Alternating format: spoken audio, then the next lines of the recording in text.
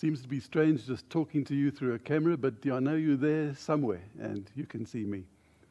May God bless us as we look at His Word this morning. I've called today's message, Jesus in the Perfect Storm. Now, I'm pretty sure most of you, if not all of you, have heard the expression perfect storm. Hey, they've even made a film of it and called that. But it comes from this. It comes from the idea that if a high-pressure system moves in with great power and speed from one direction, and a low-pressure system in the atmosphere moves from the opposite end, and if they collide over a nice, warm, wet area, then a perfect storm results. Now, perfect is not so perfect. I mean, it means devastating, horrible deluge, hailstones, destruction, and things of that nature. Now, we in South Africa have had a nice, warm, wet area for some time, but wet in terms of corruption and crime and malgovernance and economic recession and things of that nature. And then we've had load shedding for a while, but I don't know if you'd noticed, but I noticed that when this latest bout of level 4 load shedding came through, it was a blow. I kind of heard people saying, oh no, not again, we thought we were past this and so on. And then in the opposite direction, shortly after that, came COVID-19. Sucking up all the stuff that we already had and dumping it down on us. So we're experiencing our own little perfect storm right now. Now, the result of that, the hail and the rain and the destruction, etc., is obvious for us all to see. There's the stock exchange collapse. In my lifetime, I've never seen such a collapse as that, the rand collapse. The economic recession that's happening, the social distancing and things of that nature. And maybe worst of all, the panic that is setting in many people's hearts and minds and behaviors. It's like the 3 horsemen from the apocalypse have been riding in, and behind them comes the 4th that we have to guard ourselves against. So today I want to take an account from the life of Jesus, the story of Jesus in the storm, which is recorded in the Synoptic Gospels. And I want to take it as a loose model, not so loose, a fairly tight model actually, of what we as disciples can and should do to respond to the perfect storm. It's found, amongst other places, in Mark, and I'm taking you to Mark today, Mark chapter 4, verses 35 through 41. It reads as follows. That day when evening came, he said to his disciples, "Let us go over to the other side." And leaving the crowds behind, he took them along just as he was in the boat. And there were also other boats with him. A furious squall came up, and the waves broke over the boat so that it was nearly swamped. Jesus was in the stern, sleeping on a cushion. The disciples woke him up and said to him, "Teacher, don't you care if we drown?" He got up, rebuked the wind, and said to the waves, "Quiet, be still." And then the wind died down, and it was completely calm. He said to his disciples, "Why are you so afraid? Do you still have no faith?" They were terrified and asked each other, "Who is this? Even the wind and the waves obey him."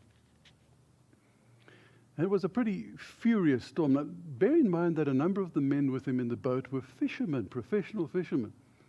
And they'd experienced many storms on Lake Galilee. But this was battering them and swamping them, and they were really worried that they were going to drown. They were in great danger. Luke chapter 8 version says that fact, they were in great danger. It was really like a small, localized, natural version of the bigger storm that we and the world, in fact, are going through right now.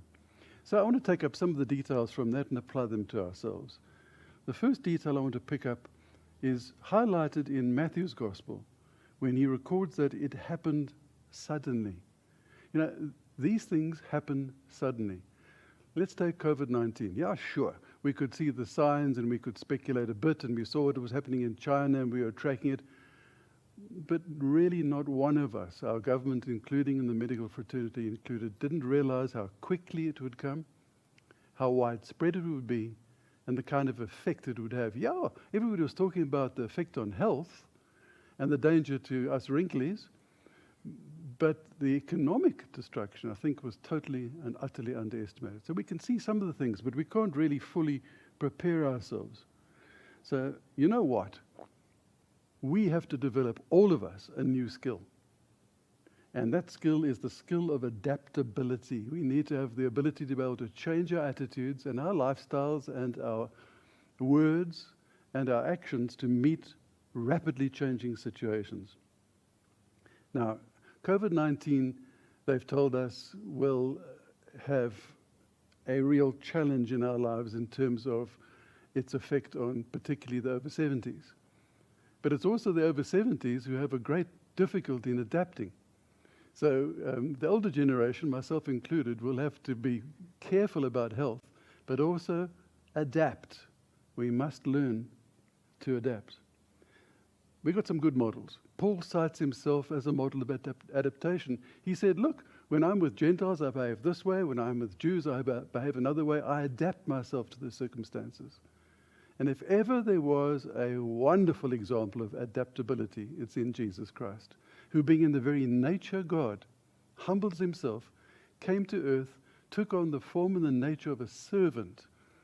He had to change almost everything. I mean, an absolute perfect model of adaptability. To acquire the skill of adaptability, we have to do what Jesus did. We have to start by humbling ourselves, actually admitting that we need to learn to change. And we can't just stick around saying, well, things weren't like this before, and why aren't things better, and why can't I see my friends and my grandkids, and so on. We have to have humility enough to realize that we don't know the answers and that we need to change. But more than that, we need to learn to be obedient to the Holy Spirit.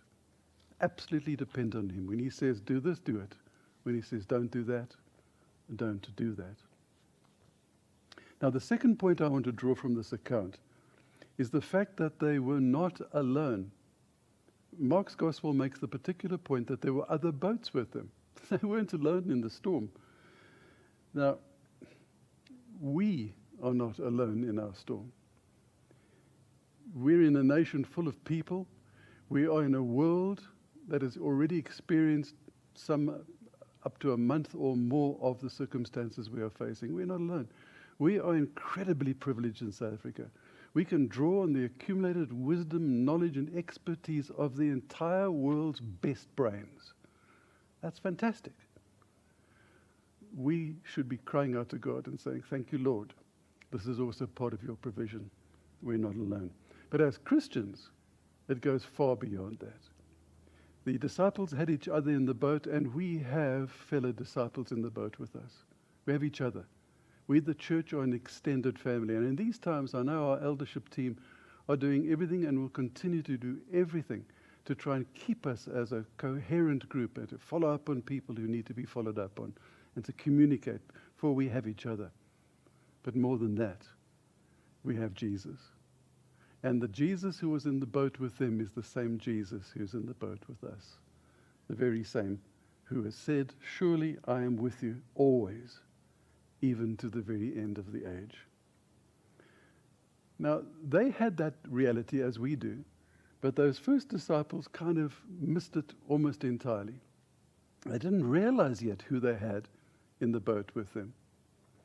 Because they wake him up and they said, Teacher, don't you care if we drown? Well, of course Jesus cared, and of course Jesus cares for us now. But here's a question I've been considering. What did they actually expect him to do? You know, when they woke him up and said, come on, spring into action, Lord, kind of thing, what did they expect? Well, let me tell you what they couldn't have expected. They couldn't have expected him to do what he actually did do, because they didn't know who he was yet.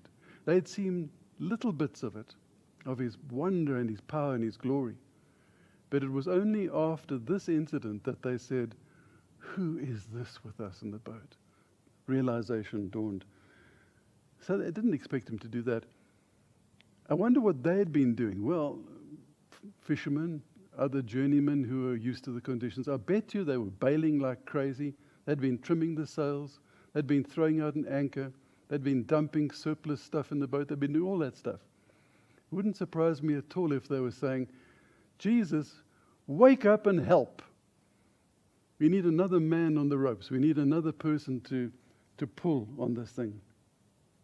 Now, notice something important here. Jesus rebuked the storm, and later he rebuked their lack of faith. But he did not rebuke them for what they'd been trying to do, and it's almost sure that they'd been trying their very best to do everything that they knew to avoid being swamped. He didn't rebuke them for that. And this is entirely consistent with what people like Peter later wrote. Let me quote you from 1 Peter 4:7 and 1 Peter 5:8. The end of all things is near. You must be self-controlled and alert, able to pray. And then from the Amplified Bible, be well-balanced, temperate, sober-minded, be vigilant and cautious at all times. So one of my takeaways from this passage is that we need to be wise and responsible in these times, and we need to be thoughtful and purposeful. Do things because we have a purpose to do them, thoughtfully thinking through things and being wise in our actions and our words, and responsible to ourselves, to our church, to our nation. Now, I'm not saying we should do this instead of being people of faith. It's not a question of abandoning faith in order to be sensible. It's a question of both faith and responsible action. Let me tell you what crossed my desk the other day. It's a quote from Martin Luther, who wrote an open letter to the pastors in Wittenberg in 1527, when the bubonic plague resurfaced in that area. Listen to these extracts. This is the great reformer, Martin Luther. He wrote, I shall ask God mercifully to protect us. Then I shall fumigate, help purify the air, administer medicine, and take it. I shall avoid places and persons where my presence is not needed, in order not to become contaminated and thus perchance inflict and pollute others and so cause their death as a result of my negligence. If my neighbor needs me, however, I shall not avoid place or person, but will go freely. Wisdom mixed with faith. Unfortunately, the response of many people today, amongst the Christian fraternity as well, has not been faith or responsibility, but fear. Or presumptuous exercise of what goes for faith. People either stand up and shout at the devil and rebuke the storm, and then walk around as if they are immune, or they cower and hide and are fearful. Like disciples in the boat, they cry out, Master, Master, we're going to drown. Well, no, here's the good news. 99% of the population will not drown in this perfect storm. Now, the problem with fear is that it triggers a flight or fight mechanism. And if you're being mugged, that can save your life. But in a more prolonged crisis, it is very negative. And it brings about clouded judgment, precipitous decisions and actions, and it's the actual enemy of faith. Let me just cite you 4 examples of what's happening around us, and some of it amongst Christians. Buying everything in the supermarkets, including toilet rolls. For goodness sakes. On Wednesday, I went into a well-known supermarket at 7 in the morning because they'd opened it up to us oldies, and walked up and down the shelves, and you know what? Not one tin of any kind of fruit on the shelves. Just 3 little lone tins of chakalaka. Good luck if you want to eat that as a meal, all by itself. How about selling equities? The stock market has dropped 33.33%, 1/3 of its value. The most silly thing we can do right now is to sell. But if the stock market is dropping, it's because people are selling. That's what makes it drop. It's plummeting. So people are realizing their losses instead of just holding on and waiting prudently. Running off at the mouth is another thing. How many conspiracy theories have you heard? Gosh, I hear one an hour. The WhatsApp groups are burning hot with conspiracy theories. Could it be China? Could it be the American Democratic Party? Could it be this? Could it be that? Could it be the big business? Could it be the pharmaceutical companies trying to make a profit, etc.? It's nonsense.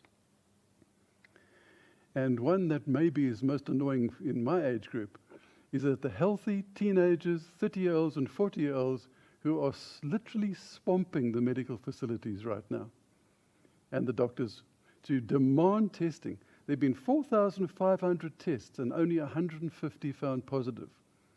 What were the other 3,750 or 800 being tested for? For runny nose, or whatever it was.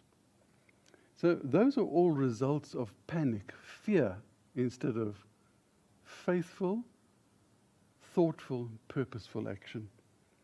What did Jesus say to his disciples concerning this? He said, "Why are you so afraid? Do you still have no faith?" But the question is, what kind of faith was he expecting of them? Well, again, let me go through some of the faith that he couldn't have expected. Well, he couldn't have expected them to stand up and calm the storm without him. They had no idea that that was even on the horizon. They had no idea that he could have even imparted to them the authority and power to do that. So no. Surely it wasn't faith in their own physical ability as sailors. They'd been trying that for ages. No, it couldn't have been that. And it couldn't have been faith in faith, because that's a modern-day aberration that wasn't even in their minds at that time. There's only one reasonable answer to that. The faith that they were being expected of was, where is your faith in me? Faith is certain trust, not in a thing, not in faith it's faith, but in Jesus Christ. And the same applies to us today. Faith in Jesus. This Jesus who was in the boat with them all the time. This Jesus who is with us right now. The only valid object of their and our faith. Okay, to the climax of the story as I end. Jesus rose from his rest, rebuked the storm with a word, and it obeyed. God displayed his awesome power and glory, and the results were the storm died and passed. Secondly, the disciples, and that's us included, realized just who this Jesus was. Listen to verse 41 again. Who is this? Even the wind and the waves obey him. We can get so caught up in the preparations and the doings and the self-isolations and all that sort of stuff that we can lose sight of the huge potential of our situation for God to act miraculously. Could this be, in this national crisis, in this international crisis, could this be a time when God will arise, speak forth his word, and act? Could this be the time that is ripe for revival? God bless you.